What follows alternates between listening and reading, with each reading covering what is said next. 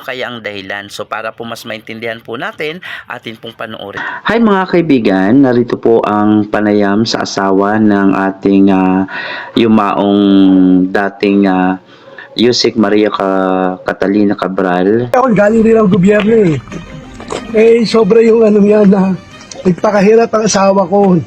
42 years in service. Tapos ayan ang nangyayari. Gusto ko rin magbigay ng reaction, sir, sa attention na binibigay ng... Ako saan galing rin sa trabaho eh. Hindi galing rin sa gobyerno eh. Kaya nga lumabas ako sa gobyerno eh.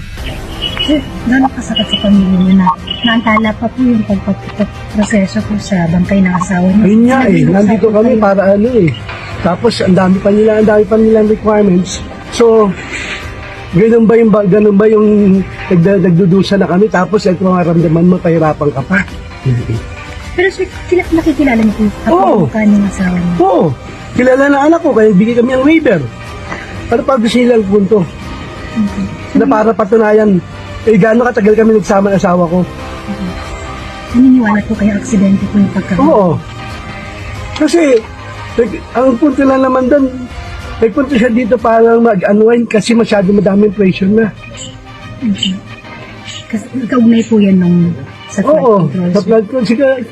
Siguro, kasi hindi kami nag-uusap tungkol sa sa kaso ng flood control. Hindi ka nag-uusap na pag yung isang kaso niya na sabi nga may attorney ka, bahala yung attorney mo mag-ano. Dahil kami mag-asawa, iba yung nandun. Pareha kami engineer, kaya ayaw ko namin ka ng professional jealousy. Kaya umalis ako sa gobyerno. Ang gusto niyo po, ma-release na po. Oo, yun lang gusto namin. Magpapasko, makasamahan man lang namin yung asawa, makasama ko lang, asawa ko yung Pasko. Sabi nga namin nagpaplano kami ng Pasko na yung pamilya ayoko. Kasi, kaya ayoko yung mga anak ko, mabubuli sila. Hindi katrabaho ng maayos. Ngayon po, sir, ano po yung mga document?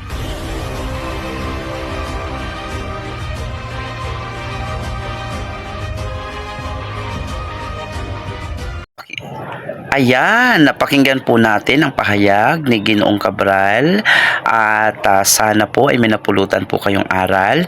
Muli, ito si Geraldo Medoranda sa nagsasabing anin mo pang 3-in-1 kung meron ka namang friendship na pang all-in-1.